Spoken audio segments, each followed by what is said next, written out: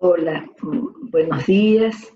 Continuamos con la segunda parte de este video que preparé sobre rúbricas. En la primera parte hicimos un encuadre pedagógico del uso de esta herramienta y ahora trataremos de ir concretamente a cómo hacer una rúbrica.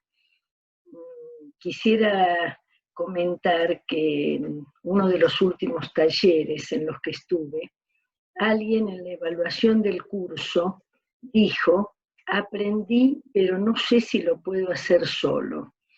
Qué importante eso. Acá vamos a tratar de orientar, pero evidentemente el poder hacerlo solo y bien, con autonomía, es algo que requiere mucha práctica, es decir, el saber hacer se va realizando con la práctica y la reflexión sobre la práctica y el deseo de mejorar. Vamos a tratar a través de este medio de compartir este saber hacer que por tantos años ha sido mi tarea. Bueno, nos vamos a referir a cómo construir una rúbrica entonces, y vamos a tratar de irlo haciendo etapa por etapa. En primer lugar, nosotros acá podemos apreciar cuáles son las tareas que vamos a tener que realizar. Cada una de ellas la vamos a ir explicando, pero de alguna manera hacer una rúbrica es como construir cualquier propuesta de evaluación. Siempre tenemos que empezar por los objetivos que queremos o que pretendemos evaluar, que ya han sido formulados seguramente en el programa o en la planificación, según lo que cada uno utilice. Luego debemos seguir por en qué situación vamos a plantear para que el alumno, el estudiante, el cursante, al finalizar el proceso, pueda evidenciar lo aprendido. Y luego sí, finalmente, o allí empezamos a hacer estrictamente la rúbrica, que es determinar los criterios con los cuales vamos a evaluar, qué escala vamos a utilizar, cuáles son los indicadores o evidencias en el aprendizaje de los estudiantes. Y una vez armado todo este proceso, para nosotros es muy importante revisar la rúbrica para evaluar y decidir mejoras en caso de que sea necesario. Entonces vamos a empezar por los objetivos. Vuelvo a decir, estos objetivos, por eso hablamos de retomar o formular, pueden haber estado ya definidos. De todas formas, no sería raro que los tengamos que reformular, porque aquí nos tenemos que poner a pensar realmente en cuáles son los aprendizajes fundamentales que esperamos que los cursantes, que los estudiantes pongan en evidencia cuando termine el proceso. Es decir, esto es, ¿qué es concretamente lo que espero que los estudiantes aprendan y pongan en evidencia cuando termine el proceso? Desde ya que no se justifica hacer una rúbrica para un determinado objetivo muy específico. Los objetivos que vamos a proponer siempre se refieren a desempeños complejos. Y para nosotros, desempeño complejo no implica solo un saber hacer, sino una fundamentación teórica, y en ese saber hay criterios éticos, criterios técnicos, es decir, el desempeño complejo nosotros lo llamamos, o lo defino como un saber hacer reflexivo y fundamentado. Por supuesto son objetivos de mediano y largo plazo. Es decir, que una rúbrica la vamos a proponer para la finalización de un curso, de un ciclo, de un módulo, de una unidad didáctica, pero son procesos complejos. Por otro lado, lo que siempre hemos dicho, el objetivo implica no una destreza específica, como yo a veces digo, encender la computadora no es un objetivo, es una actuación. Cuando hablamos de desempeño, hablamos de una tarea que implique integrar y poner en juego distintas capacidades. Es decir, por ejemplo, elaborar una presentación respetando criterios visuales y poniendo en juego lo fundamental de lo que se pretende y teniendo en cuenta la característica de los cursantes, eso podría ser un desempeño complejo. Y por otro lado, básicamente, nuestra idea es que todos los objetivos están estructurados en torno de un propósito formativo que les da sentido, que puede ser un desempeño en la sociedad, un desempeño en el trabajo, en el ámbito en que cada uno esté.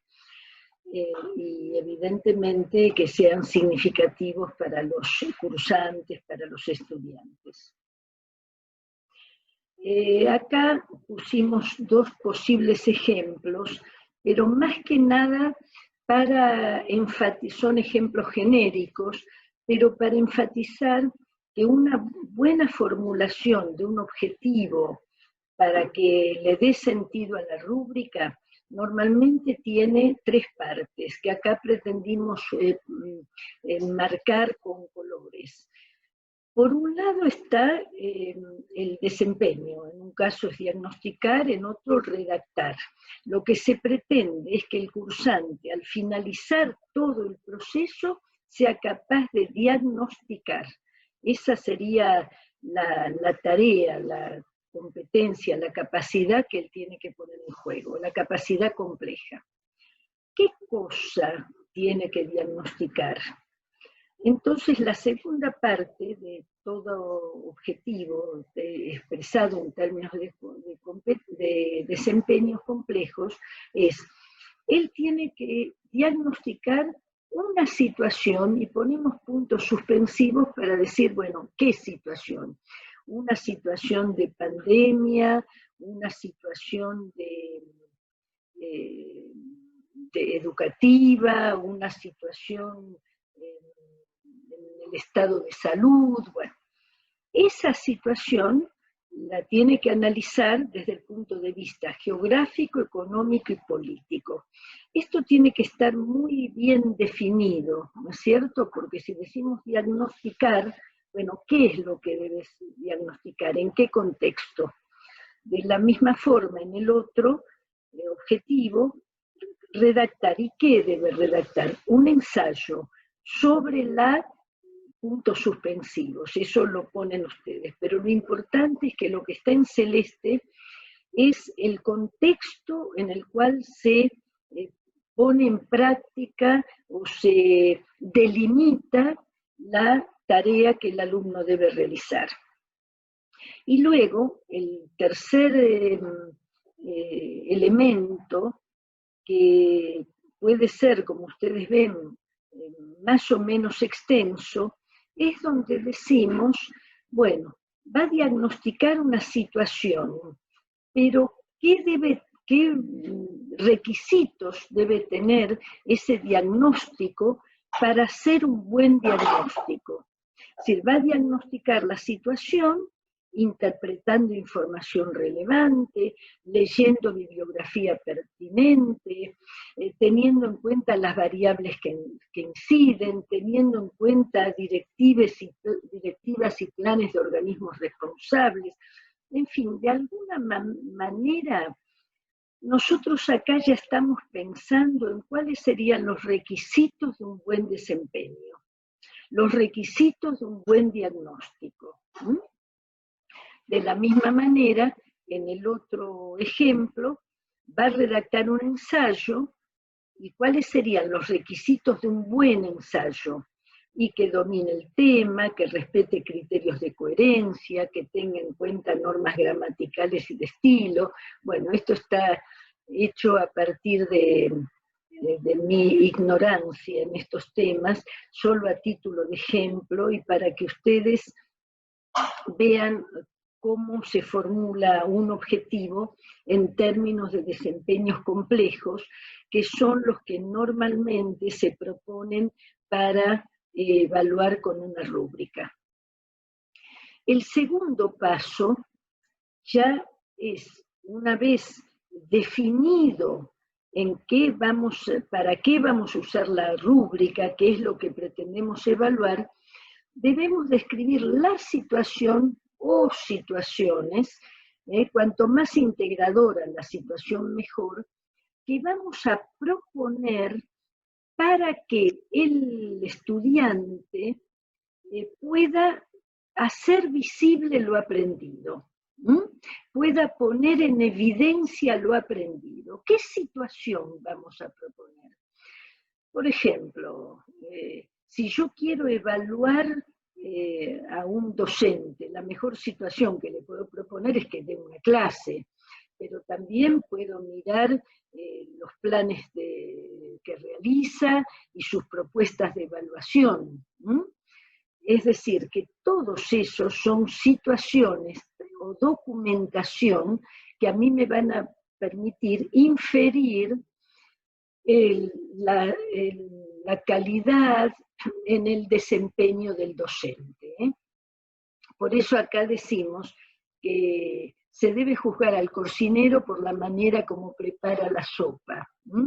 Acá dijimos, se debe juzgar al docente dando clase y observando los planes y propuestas de evaluación que formula. Bueno, si vamos a dar criterios pedagógicos, ¿cuáles son algunos requisitos de una buena situación? ¿No? Cuando pensemos la situación, ¿qué cosas debemos tener en cuenta? Por empezar, si es representativa de lo que pretendemos evaluar. Porque a veces podemos esmerarnos en hacer una hermosa situación, elegimos un caso muy importante para analizar, o una actividad entretenida, pero resulta que el alumno o el cursante cuando realiza esa tarea no pone en juego lo que a nosotros nos interesa. Es decir, acá tenemos que tener muy claro que hay ciertos aprendizajes fundamentales expresados en los objetivos y los contenidos que se deben evaluar.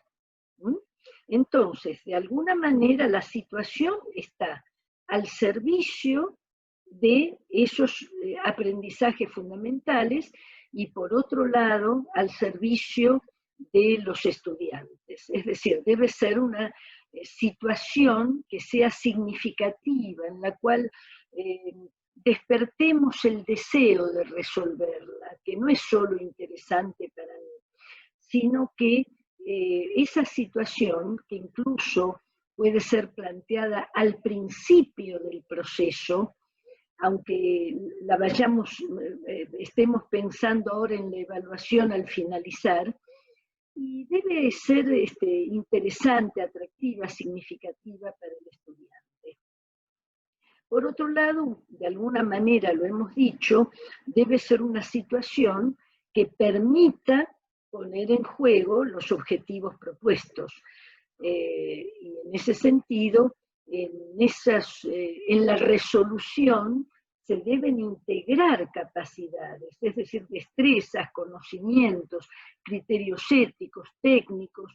Al mismo tiempo se le debe dar la posibilidad de que el estudiante vaya mejorando, perfeccionando, reflexionando sobre su propia práctica. Y por último, que no sé si es por último, es lo que seleccionamos acá, no solo debe limitarse a, bueno, es una situación que me permite ver cómo redacta el estudiante un cuento, de acuerdo con determinados criterios técnicos, criterios personales, pero al mismo tiempo toda rúbrica puede tener, o debe tener, un espacio, o esa situación nos tiene que permitir evaluar también, en este enfoque, maneras de trabajar del cursante o del estudiante. Es decir, cómo él llegó a la producción de ese ensayo, ¿no es cierto? Es decir, si hizo revisiones, si aceptó las devoluciones, si él mismo detectó sus problemas, y en algunos casos, si fue creciendo en autonomía, de alguna manera todas estas habilidades que se pueden sintetizar en aprender a aprender, que se refieren no solo a lo que hace, sino cuál es el proceso por el cual va construyendo su desempeño. Si es autónomo en la búsqueda de información, qué calidad de información buscó, si fue creativo o si, cómo se comprometió en el proceso. Es decir, que nosotros podemos, en la situación planteada, que no se refiera solo a la entrega de un documento, como puede ser la entrega de un informe para el diagnóstico o la entrega de del ensayo, sino también podemos incluir en esa situación instancias que impliquen evaluar el proceso del cursante. Incluso se puede decir, bueno, va a leer el ensayo, va a dramatizarlo, va a haber un debate sobre el ensayo, y son todas instancias que nos permiten hacer una evaluación más representativa. Abajo pusimos que, como ustedes pueden ver, lo que se busca es que no sea una situación, en la situación necesariamente va a integrar el conocer con el hacer. Un punto importante es la determinación de criterios para evaluar el desempeño del alumno, de la alumna. ¿Qué es un criterio? El criterio es la dimensión del proceso o la dimensión del producto. Acá es importante que aclaremos esto, ¿no? Como ya lo dijimos un poco antes, la rúbrica puede ser construida para evaluar procesos, para evaluar productos y para evaluar ambas cosas. Entonces, de alguna manera los criterios es, en función de los objetivos propuestos, qué aspectos que voy a evaluar en el desempeño del cursante para determinar en qué medida se están logrando los objetivos propuestos o no.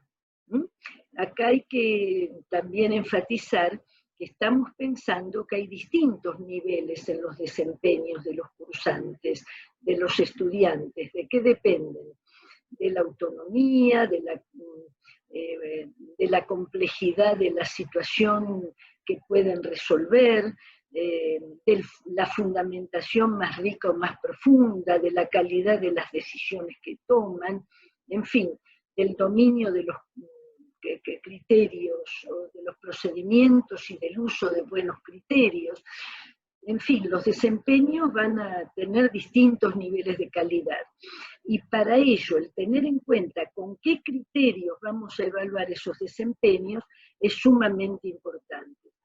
Si estamos evaluando, determinando criterios para un proceso, nos tendremos que ubicar en cada uno de los pasos de ese proceso. Por ejemplo, para hacer un buen diagnóstico, ¿por dónde empieza? ¿Qué proceso tiene que seguir? ¿Cuáles son las etapas? Y cada una de esas etapas bien realizada puede ser un criterio a tener en cuenta. Si vamos a analizar un producto, por ejemplo, el ensayo en sí, en este caso, cuáles son los rasgos, las dimensiones que vamos a tener en cuenta para evaluar ese producto. Acá una cosa importante es que cuantos menos criterios podamos usar, acuérdense que rúbrica es matriz de aprendizaje, para determinar los núcleos, los aspectos fundamentales de la evaluación, mejor.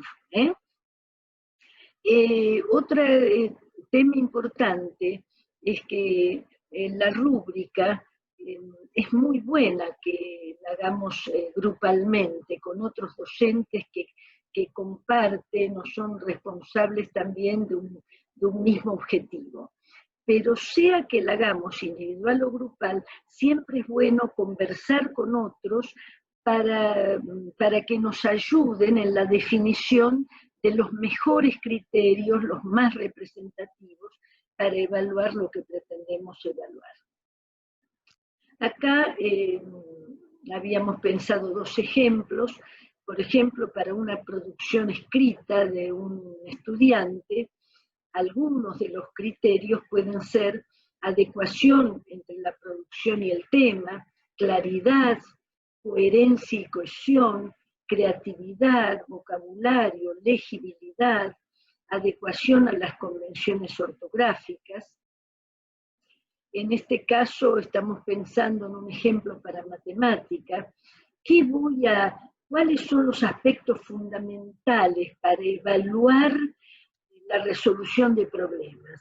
Bueno, lo primero es interpreta la situación planteada, cómo lo plantea, qué relaciones establece, qué estrategias propone de resolución, cómo usa, si es capaz de descubrir propiedades, si las formula matemáticamente. Bueno, los profesores de matemática lo sabrán mejor. Aquí lo que a mí me interesa es ejemplificar a qué llamamos criterios. Y acá decimos finalmente que los criterios posibilitan, cuando nosotros analizamos el desempeño en función de los criterios, o de cómo se cumplen cada uno de estos criterios, podemos establecer distintos niveles de calidad entre los desempeños de los cursantes. Y lo que es más importante aún, ellos mismos los pueden establecer. ¿Cuál es el desempeño en cada uno de estos criterios? Acá me pareció importante destacar algo que yo siempre planteo en los cursos. La definición de criterios, podríamos decir que es casi una exigencia técnica, pero también una exigencia ética de una buena evaluación. Y en este caso esto se aplica para la rúbrica. ¿Por qué? Porque acá no podemos dejar de considerar que la evaluación no es algo puramente técnico, un proceso que se da en abstracto. Somos personas que evaluamos personas. Y la subjetividad está presente en todo momento, tanto la subjetividad del estudiante como la subjetividad del docente. Pero en este caso, en general, el docente es el que tiene la responsabilidad formal de evaluar y calificar. Entonces, por eso decimos que es una exigencia técnica, pero también ética. ¿Por qué? Porque esta situación de evaluación se puede transformar a veces en un abuso de poder, en la sorpresa, en que el cursante, el estudiante entrega el trabajo y después se entera a partir de qué criterio fue evaluado, la sorpresa, todo lo cual habla de un abuso de poder. Y en esto recuerdo el libro de House, Ética, Evaluación y Poder, pero hay muchos autores que han tratado este tema. Analizando un poco más esto, Desde un punto de vista técnico, como ya hemos dicho en la charla anterior, una evaluación siempre implica un referente y un referido. En este caso, los criterios derivados de los objetivos constituyen el referente. Y de alguna manera, criterios bien definidos le dan racionalidad y coherencia al proceso de evaluación.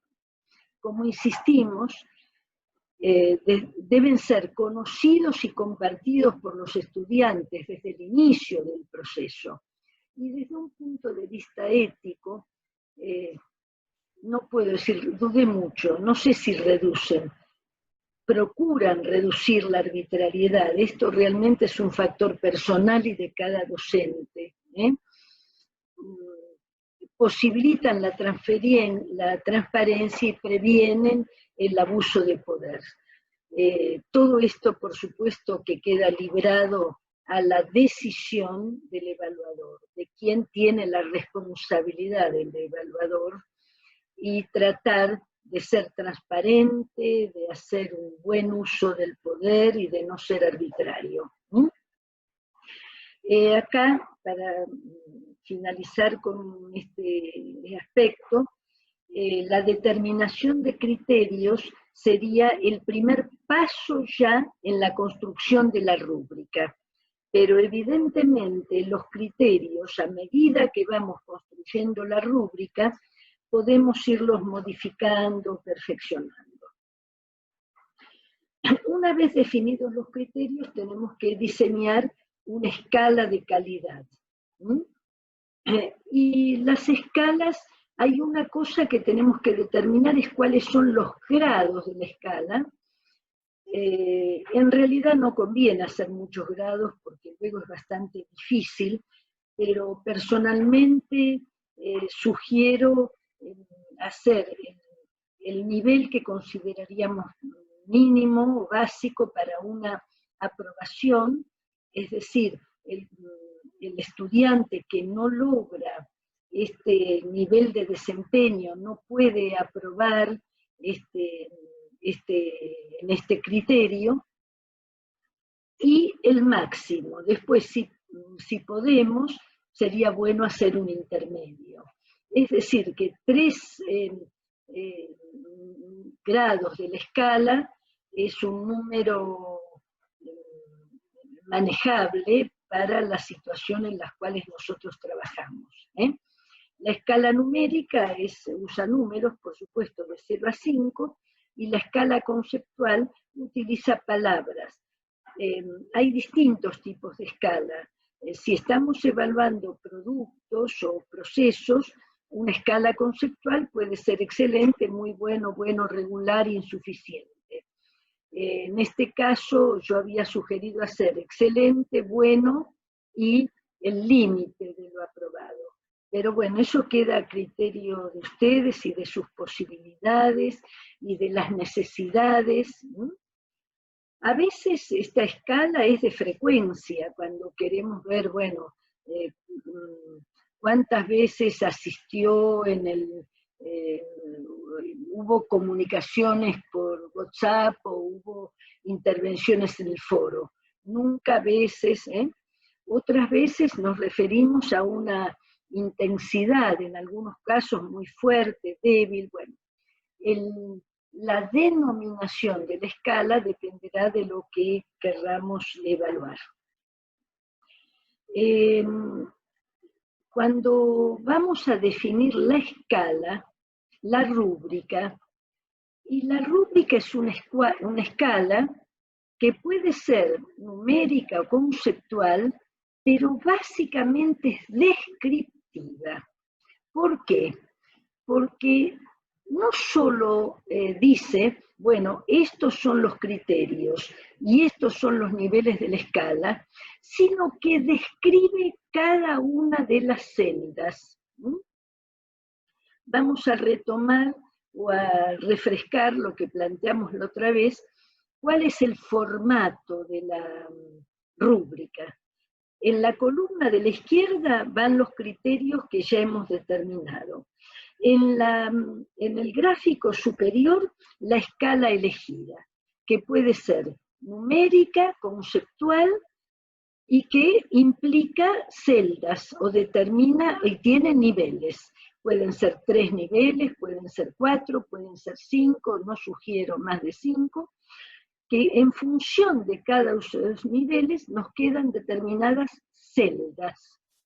En cada una de esas celdas, que aquí el ejemplo es, tenemos 6 por 5, 30 celdas, en cada una de esas celdas, en cada una de ellas, tenemos que determinar o describir cuáles son los indicadores, evidencias de desempeño para cada nivel de calidad de cada criterio. Eso es lo típico de la rúbrica. Si volvemos, acá es un poco lo que habíamos dicho, en cada una de las celdas, ¿qué vamos a poner? Aspectos observables, ¿qué voy a observar en el desempeño? Por ejemplo, si el estudiante cumple en término con las tareas solicitadas. Eso es algo que puedo observar y que me va a permitir, por supuesto, si hubo un criterio responsabilidad, ver aquel que cumple siempre, aquel que cumple a veces, aquel que no cumple nunca. Es decir, que es importante entender esto. Nosotros vamos a incluir características, comportamientos, aspectos que vamos a observar, son observables, y que me van a permitir inferir cuál es el nivel en el cual se encuentra el desempeño del estudiante en cada uno de los criterios. Bueno, ahora sí vamos a entrar con un poquito más detalle, porque aquí en este punto es, podríamos decir, tal vez lo más difícil. Por empezar, fíjense, ahí tenemos que poner indicadores. Actualmente se prefiere hablar de evidencias, pero los dos se refieren a cómo hacer visible lo que el alumno aprendió, lo que la alumna aprendió. En realidad, el término evidencias se usa más en la actualidad porque el término indicador quedó tal vez muy ligado a un enfoque conductista. Y acá, ¿qué se quiere destacar usando la palabra evidencia? En el enfoque conductista, tal vez cada indicador se transformó en un fin en sí mismo. Yo recuerdo algo que usaba mucho para criticar. En el nivel inicial, uno de los objetivos, uno de los criterios para evaluar el desempeño de los niños es la autonomía el nivel de autonomía que van construyendo. Como estábamos en plena época del enfoque tecnológico conductista, fines de la década del 70, se había puesto muy de moda que un indicador de la autonomía de los niños era abrocharse y desabrocharse el guardapolvo. Y en realidad ese indicador se convertía en un fin. Es decir, que los docentes evaluaban eso, no solo eso, sino otros indicadores, pero la concepción subyacente es que si el alumno, la alumna, era capaz de mostrar 5 indicadores, ya había logrado la autonomía. Lo que se quiere enfatizar hoy es que los indicadores son muestras representativas que pueden cambiar, incluso al corregir los trabajos pueden ir surgiendo nuevos indicadores, nunca van a cubrir en este caso la coherencia o la buena comunicación. Por mucho que seleccionemos indicadores representativos, siempre van a ser representativos.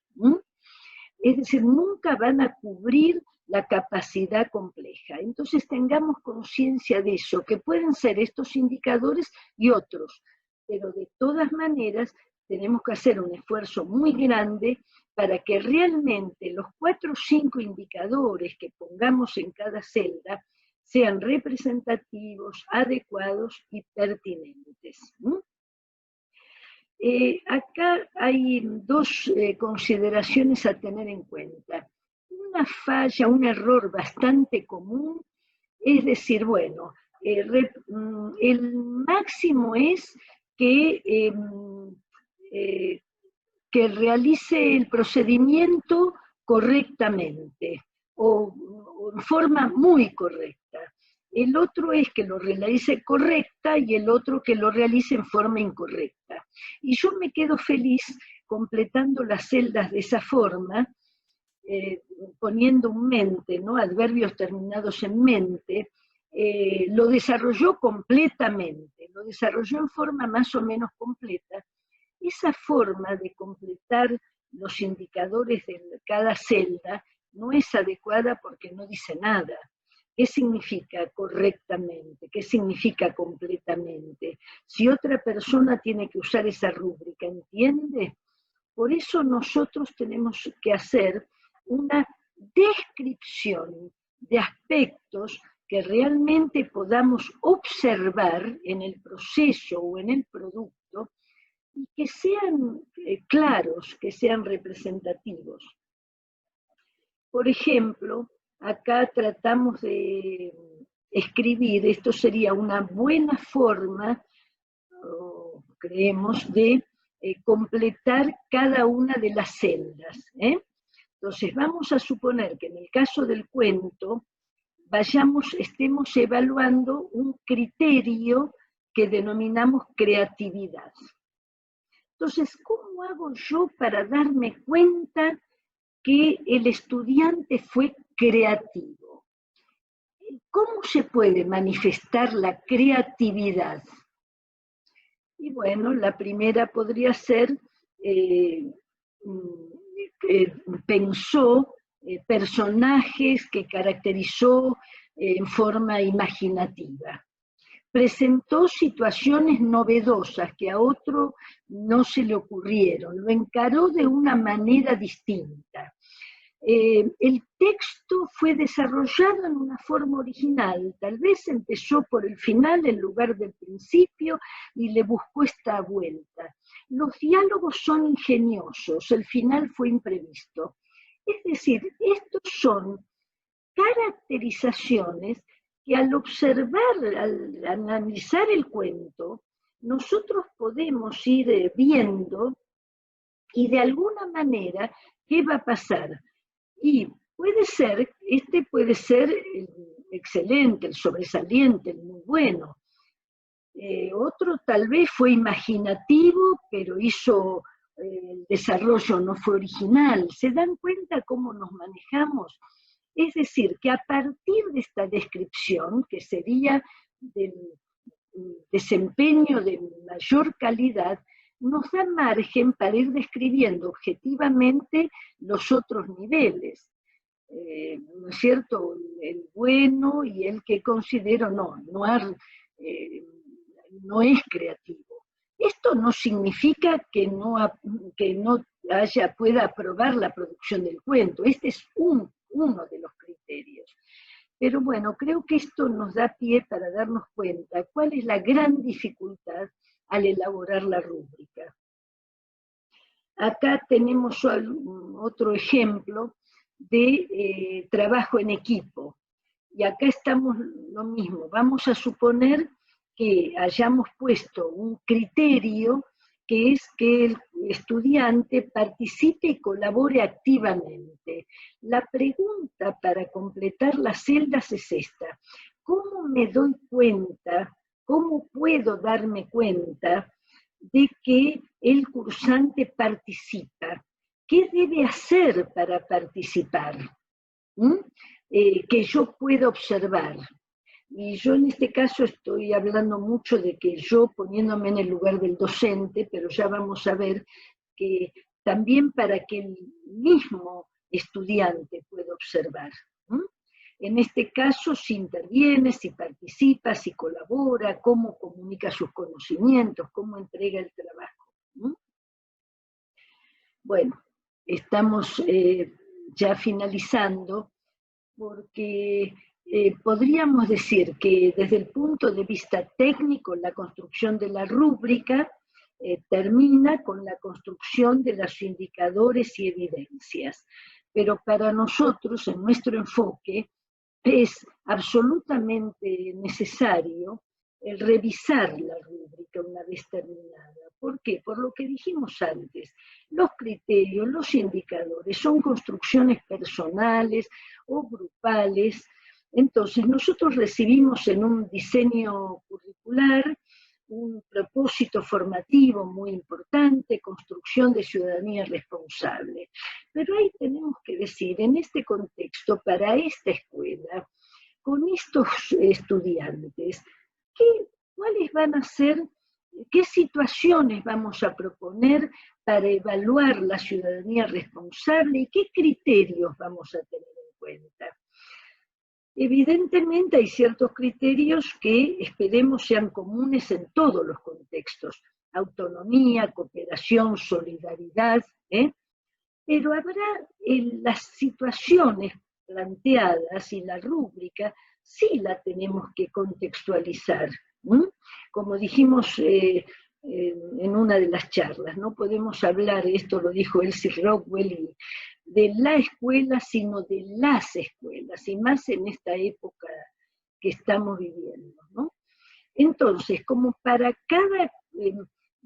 cada rúbrica tiene el sello personal o del grupo que la construyó, es muy importante evaluarla y si es posible por otras personas que no hayan intervenido. ¿En qué vamos a evaluar? La representatividad, adecuación y pertinencia de los criterios, porque a veces nos vamos en detalle, o no es pertinente, porque estamos proponiendo cosas en las celdas que son buenas para el licenciado en letras, pero no son buenas para un estudiante de formación docente y mucho menos para un estudiante del nivel medio, ¿no? Entonces, por eso decimos adecuación a las características del estudiante y del contexto, y algo que desde el punto de vista es fundamental. ¿Hay coherencia entre los objetivos, los criterios y los indicadores? Y yo diría entre los objetivos, la situación, los criterios y los indicadores. Ese es un rasgo fundamental. Respecto del uso de la rúbrica, voy a reiterar algo que ya hemos dicho, somos personas que evaluamos personas, y entonces, ¿cuáles son las ventajas de la rúbrica? Lo he dividido en ventajas para el docente y ventajas para el estudiante. Desde el punto de vista del docente, permite describir de la mejor manera algo, al describirlo les puedo decir que lo tenemos que objetivar y lo tenemos que trabajar un poco más. Es algo bastante serio, el describir cualitativamente los niveles de desempeño, el describir cualitativamente cuáles son los criterios e indicadores que vamos a tener en cuenta para decir, este estudiante no alcanza el mínimo para aprobar. Por otro lado, como hemos dicho, promueve la transparencia, procura evitar la arbitrariedad, permite explicitar desde el primer día cuáles son los aprendizajes esperados, cuál es la manera de evaluar, cuáles son los criterios que se van a tener en cuenta.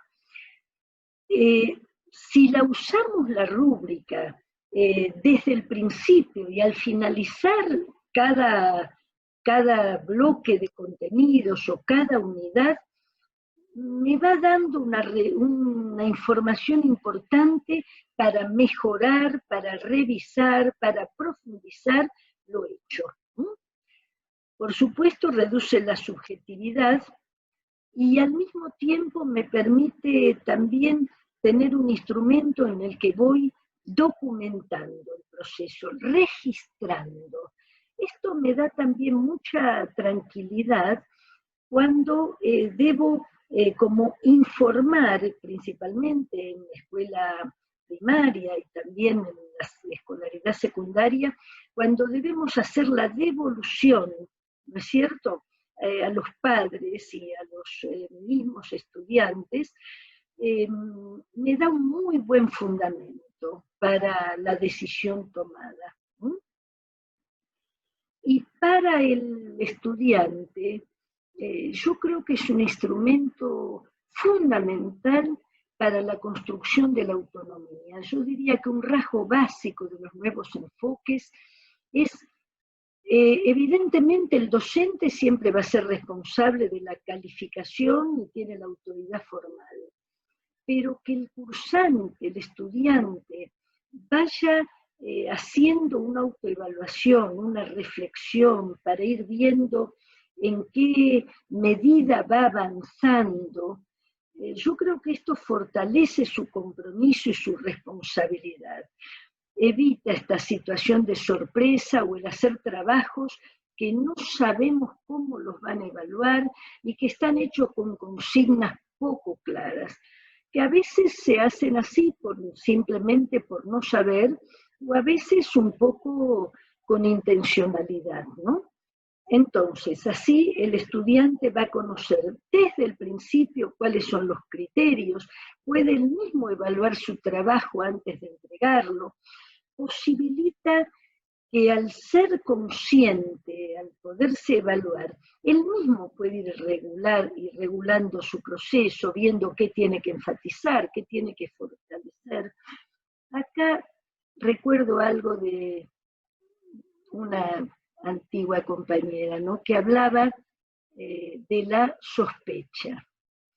Es decir, no tiene que haber sospecha en la evaluación, tiene que haber mucha claridad y transparencia.